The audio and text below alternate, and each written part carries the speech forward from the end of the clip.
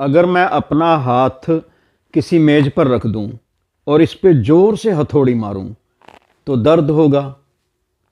अब एक प्रश्न पैदा होता है कि यह दर्द किसको होगा, आत्मा को होगा या शरीर को होगा या किसी और को होगा। वैसे आमतौर से तो यही समझा जाता है कि जो शरीर के अंदर जो आत्मा है उसको दर्द होगा, यानी आत्मा भोगता है सुख दुख दर्द ये सारे एहसास। इसका अर्थ तो यही निकलता है ना कि आत्मा शरीर में जब होती है तो ये सारे सुख दुख भोगती है, तो दर्द भी आत्मा को होगा। अब एक प्रश्न पैदा होता है, मान लो किसी व्यक्ति की मृत्यु होने वाली है, बिल्कुल अभी मृत्यु होने वाली है और हमें पता है कि बस मरने वाला है, तो उसके शरीर में से आत्मा निकलेगी जैसा सोचा जाता है।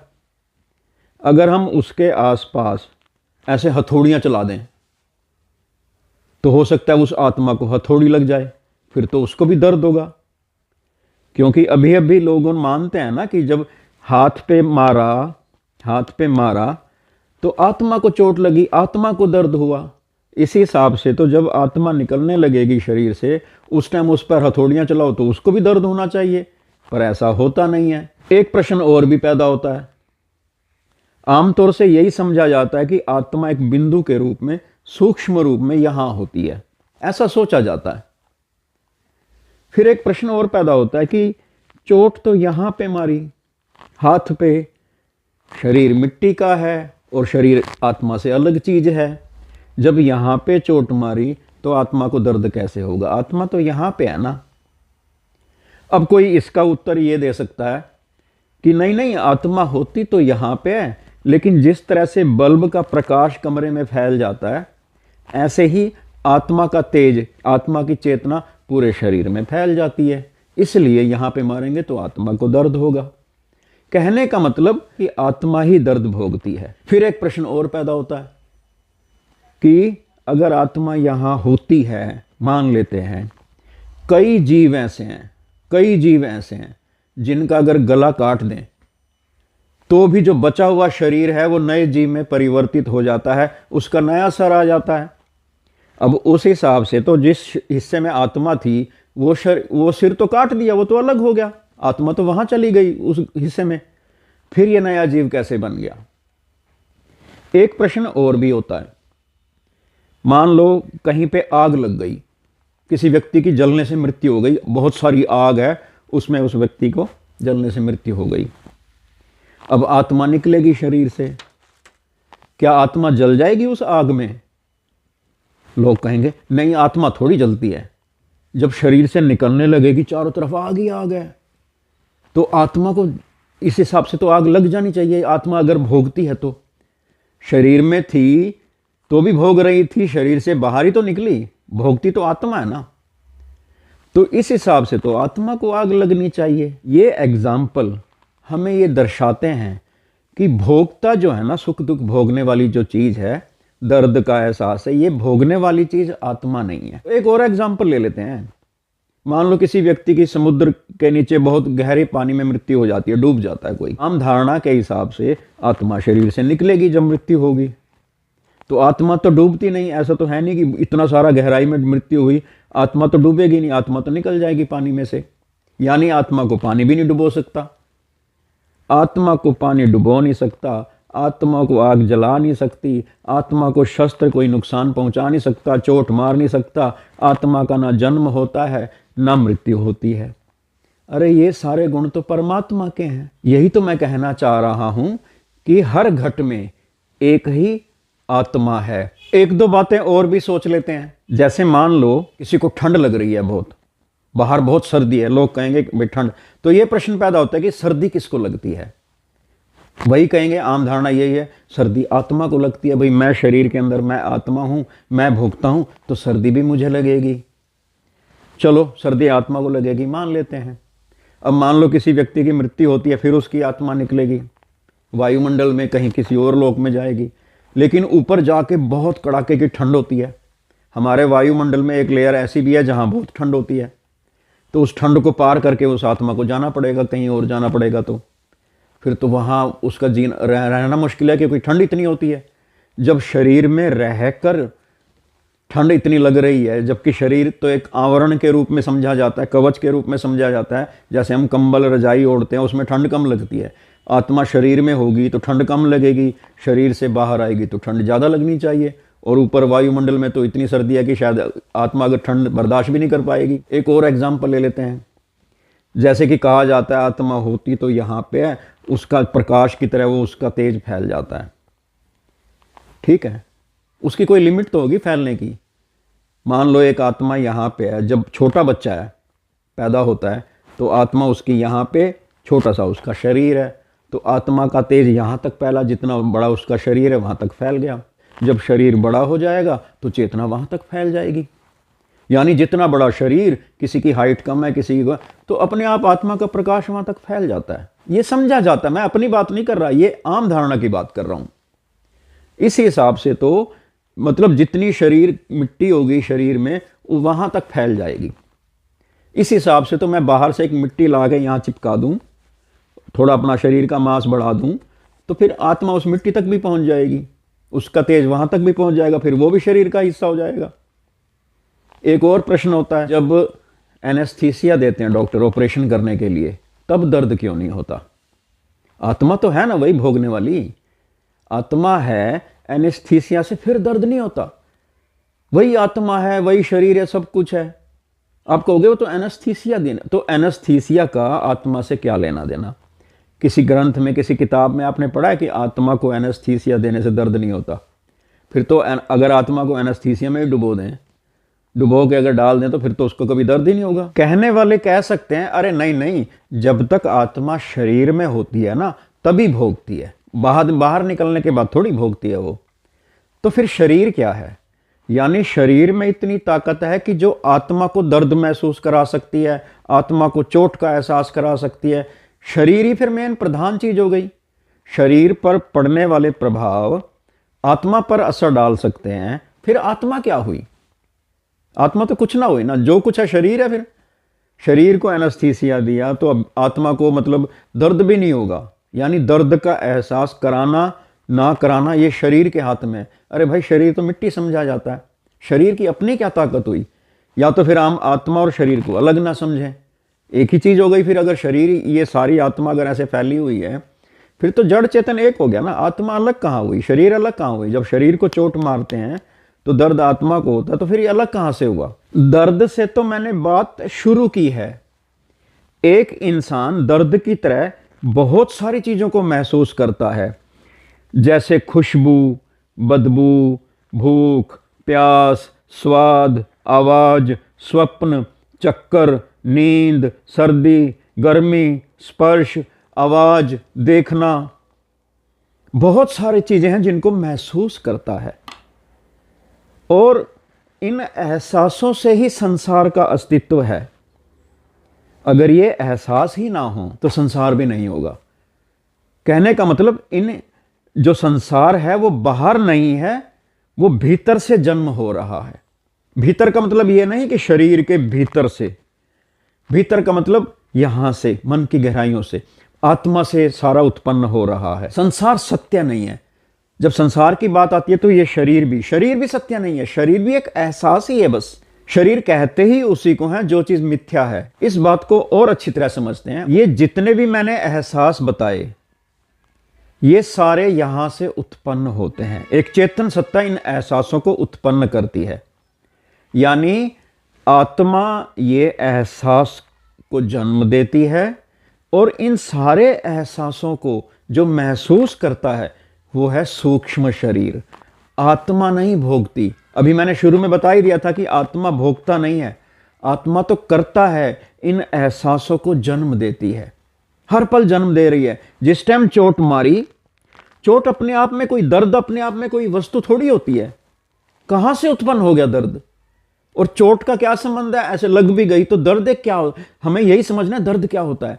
तो दर्द उसी समय उत्पन्न होने वाला एक एहसास है बस। और उसी समय उत्पन्न किसने किया? आत्मा ने, चेतन शक्ति ने। और महसूस किसने किया? सूक्ष्म शरीर। और सूक्ष्म शरीर भी कोई ऐसी चीज नहीं है कि जो शरीर के अंदर है, कुछ है, कोई भौतिक अस्तित्व नहीं है सूक्ष्म शरीर का। सूक्ष्म शरीर भी आत्मा से उत्पन्न होने वाला, हर पल उत्पन्न होने वाला एक बस एहसास मात्र है। सूक्ष्म शरीर, यानी मैं अपनी बात कर रहा हूं, आपकी बात कर रहा हूं, हम सब सूक्ष्म शरीर हैं। आत्मा सबके अंदर एक है, अलग अलग क्या है? अलग अलग है तो सूक्ष्म शरीर है। ये एनेस्थीसिया तो मात्र बहाना है कि देने से दर्द चला जाता है। वो एनेस्थीसिया की कोई ताकत नहीं है कि जो दर्द बंद कर दे। एहसास किसने बंद किया? इस आत्मा ने। बहाना कौन सा बना? एनेस्थीसिया। अब जब हम नाखून काटते हैं वहां तो दर्द नहीं होता, बाल काटते हैं दर्द नहीं होता। अगर आत्मा यहां पे है, चारों तरफ फैली हुई है शरीर के अंदर, फिर तो नाखून काटने को भी दर्द होना चाहिए। वो नहीं होता, क्योंकि ये आत्मा का खेल है। इधर दर्द है, इधर नहीं होगा, इधर नहीं होगा, कहीं पे काटेंगे तो दर्द होगा, एनेस्थीसिया लेंगे तो दर्द नहीं होगा। ये आत्मा एहसास उत्पन्न करती है, करे ना करे। जब लकवा मार जाता है, हाथ सुन्न हो जाता है, तो वहां सुई चुभाए दर्द नहीं होता। आत्मा तो है ना, जब फैली हुई है आत्मा, तो ये तो है नहीं कि आत्मा सिकुड़ के पीछे चली गई, यहां पे थी, थोड़ी इधर से हट के इधर आ गई। और एग्जाम्पल ले लेते हैं, जैसे हमें स्वप्न आते हैं। स्वप्न कौन कैसे देखा जाता है? हम क्या अपनी मर्जी से स्वप्न देखते हैं? क्या आत्मा ये है, क्या अपनी मर्जी से स्वप्न देख लेगी?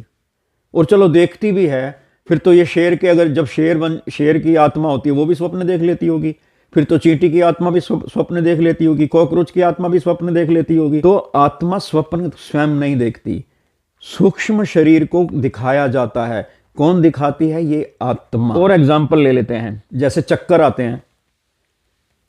चक्कर आते हैं, ये पूरी सृष्टि घूमती नजर आती है। कौन चक्कर का एहसास कौन कर रहा है? सूक्ष्म शरीर। कौन घुमा रहा है इस सृष्टि को? आत्मा। शरीर की ताकत नहीं होती। लोग कहेंगे अरे वो तो ब्रेन में डिफेक्ट था, ब्रेन बीपी हाई हो गया, ये हो गया। अरे ये सारी चीज मिट्टी ही है। यही मैं कहता हूं शुरू से कि मूल रूप से हम देखना सीखें, शरीर को शरीर ही समझें, मिट्टी ही है। ये बहाने होते हैं कि हाँ ब्रेन में ये लग गया तो चक्कर आ गए। चक्कर देखो, सृष्टि घूमती नजर आती है, पूरा एहसास होता है घूमती हुई। क्या इस शरीर में इतनी ताकत है कि वो घुमाना दिखा दे? यहीं पे हो रहा है सारा काम, आत्मा यहीं पे कर्म कर रही है। और आगे चलते हैं और एग्जाम्पल लेते हैं। जैसे स्वाद है, मिर्ची, मीठा, जो भी स्वाद है वो भी यहां से, गर्म ठंडा जो भी एहसास होता है वो यहां से उत्पन्न होता है। ये चीजें बाहर की होती ही नहीं है। इसका मैं पक्का उदाहरण देता हूं। जब कोरोना हुआ था, लोगों का स्वाद ही चला गया। तो स्वाद, इसका मतलब यहां से, यहां पे संबंध है स्वाद का। और यहां पे कौन है, क्या है जो स्वाद हटा भी देती है, स्वाद मिटा भी देती है, और किसको स्वाद लगता है और किसको नहीं लगता? सारा खेल यहीं पे आत्मा का है। वो कोरोना वायरस तो बहाना है, वो छोटा सा ना के बराबर होता है उसका, वो स्वाद खत्म कर देगा। आगे चलते हैं। क्या होता है ऐसा कि भूख लगती है, यानी प्रकृति की बाहर की चीजें खाऊं मैं? तो भूख का एहसास भी यहां से जन्म होता है। कौन जन्म करती है? आत्मा। महसूस कौन करता है? सूक्ष्म शरीर। इसका क्या सबूत है कि ये एहसास उत्पन्न होते हैं? इसका सबसे बढ़िया सबूत, एक तो कोरोना वो स्वाद वाला बताया, एक ऐसा भी होता है जब किसी को मलेरिया हो जाता है तो ठंड लगती है बहुत, बाहर गर्मी है, मान लो बाहर गर्मी है, फिर भी उसको कंबल रजाई ओढ़नी पड़ती है। यानी ठंड एक एहसास है जो भीतर से उत्पन्न हो रहा है। जब हम आत्मा को महसूस करते हैं, इस तरफ ध्यान देते हैं, इधर कई लोग ना सारा चिंतन बाहर का ही करते हैं, बाहर ये बाहर वो, शरीर ये, शरीर से निकल जाएगी आत्मा, वो सारा भौतिक चिंतन है, भौतिक वस्तुओं को आधार मान के उनका चिंतन है।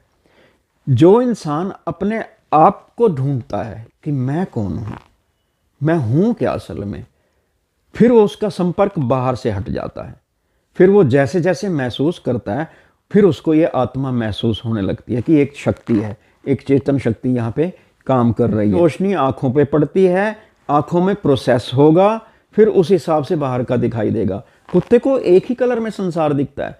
इसका मतलब कलर अपने आप में कुछ होता ही नहीं, वो तो जैसा यहां से उत्पन्न होगा एहसास, वैसा बाहर का दिखेगा। नहीं भी होगा तो भी दिख सकता है। स्वप्न और क्या होते हैं? स्वप्न और क्या होते हैं? बाहर तो कुछ होता नहीं, लेकिन हम स्वप्न जी रहे होते हैं। उस टाइम जब तक स्वप्न है उस टाइम वो सच होता है, बाद में पता लगता है ना कि वो मिथ्या था। इसी तरह ये एहसास स्वप्नों की तरह महसूस हो रहा है, बस हकीकत में नहीं है। मैं कुछ ऐसी बातें बता रहा हूं जिसको हम महसूस कर सकते हैं, और एक चेतन सत्ता हमें लगेगा कि आत्मा जो है ना वो करता है, भोगता नहीं है। आत्मा यहीं पे अभी के अभी कर्म कर रही है, और यही परमात्मा है। उदाहरण के तौर पे जैसे एक व्यक्ति का, मैं कई बार बता चुका हूं, एक हाथ अपने आप हिलता रहता है, वो नहीं हिला रहा, वो ना ही हिलाना चाहता है, उसके बस में नहीं है, तो एक शक्ति है। ऐसे तो है नहीं कि मिट्टी अपने आप हिल रही है, इसको महसूस किया जा सकता है। ये सारी चीजें महसूस करने की हैं, अपने आप हिल रहा है। तो यहां पे दो चीजें साबित हो जाती हैं। एक मैं भाव यानी सूक्ष्म शरीर जो सुख दुख भोगता है, वो सूक्ष्म शरीर हाथ नहीं हिलाना चाहता, लेकिन आत्मा चेतन शक्ति एक काम कर रही है जो हाथ हिला रही है। हाथ को हिला रही है बिल्कुल वैसे ही जैसे दिल को धड़का रही है, बिल्कुल वैसे ही जैसे पलकों को झपका रही है, बिल्कुल वैसे ही जैसे सांसों को चला रही है, बिल्कुल वैसे ही जैसे हम कुछ भी खाते हैं तो उसका खाना बनता है, हड्डियां बनती हैं, खून बनता है, शरीर बनता है, बाल आते हैं, सब कुछ ये आत्मा यहीं पे कर रही है। यहीं पे जिसने ध्यान देगा तभी तो उसको समझ आएगा। यहीं पे अनंत कर्म हो रहे हैं, आत्मा यहीं पे कर रही है, परमात्मा यहीं पे है। हमें पता नहीं क्यों दूर वाला चाहिए, कुछ घिस जाएगा हमारा, कुछ घट जाएगा अगर आत्मा को यहां महसूस कर लेंगे, परमात्मा को यहां महसूस कर लेंगे, हमारा क्या चला जाएगा। और यहीं पे है, जीते जी दर्शन कर सकते हैं। अभी यही निराकार स्वरूप में हर घट में एक चेतन सत्ता व्याप्त है। और एग्जाम्पल देता हूं, जैसे मैं पहले भी बता चुका हूं, एक इंसान की उंगली अपने आप उठ जाती है, ऐसे अपने आप ऊपर हो जाती है, वो नहीं उठा रहा, सूक्ष्म शरीर नहीं उठाना चाहता, एक मतलब शक्ति है जो काम कर रही है। इसी को परमात्मा कहते हैं, इसी को आत्मा कहते हैं। यही हर घट में वो उंगली उठा देती है अपने आप। और देखो, जब किसी को दौरा पड़ता है, सूक्ष्म शरीर को नहीं पता, उसको पता ही नहीं है, लेकिन शरीर हिल रहा होता है, शरीर फड़फड़ा रहा होता है, चेतन सत्ता को हम महसूस कर सकते हैं। और बढ़िया, इससे बढ़िया और एग्जाम्पल क्या होगा कि कई लोग नींद में चलने लग जाते हैं, खुद वो नींद में है। नींद में कौन है? सूक्ष्म शरीर। हो सकता है क्या होगी, ये इन बातों से क्या मतलब, हमें तो परमात्मा बताओ। अरे ये आत्मा का एहसास ही परमात्मा का एहसास है। जो चीज़ यहाँ पे है ना, जो चीज़ यहीं कर्म कर रही है, हर घट में, सूरज में, चांद में, धरती में, पेड़ पौधों में, यही शक्ति प्रकट हो रही है। ये विषय की बात नहीं हो रही ना। अगर एक इंसान को पता लग भी जाए ये जीव होता है, ये जीवात्मा होती है, ये परमात्मा होता है, ये किताबें भी पढ़ ली, बहुत कुछ नॉलेज होगी, उससे क्या होने वाला है? उससे क्या होने वाला है? एहसास से, आत्मा का जब एहसास करते हैं, पता लगता है कि सारा कर्म तो ये कर रही है, मैं तो खाली मैं हूं। जब ये एहसास होता है तभी जीवन में परिवर्तन आता है।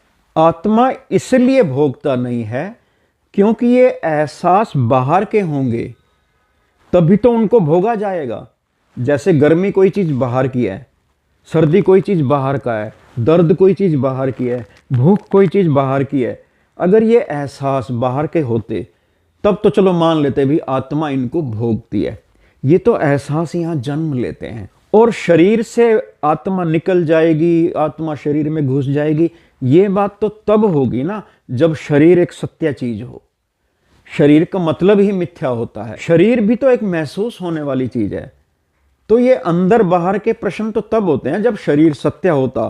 फिर तो चलो मान लेते भी एक शरीर एक चीज है जो भीतर आत्मा उसके होती है। अंत में मैं यही कहना चाहूंगा, घूम फिर कर बात आती है अहंकार पे। अहंकार की वजह से ही द्वैत है। जो इंसान सोचता है ना कि मैं हूं, हालांकि उसको ये नहीं पता मैं कौन हूं, बस मैं हूं, फिर वो ये सोचता है कि मैं शरीर के अंदर हूं। ऐसे ही अहंकार खत्म होता है कि मैं तो कुछ हूं ही नहीं, फिर बचता क्या है, मेरी कोई हस्ती नहीं है। इसलिए तो कहा जाता है अहंकार मिटे रब्दी से। और ये भी कहा जाता है जहां अहंकार है वहां परमात्मा नहीं होता।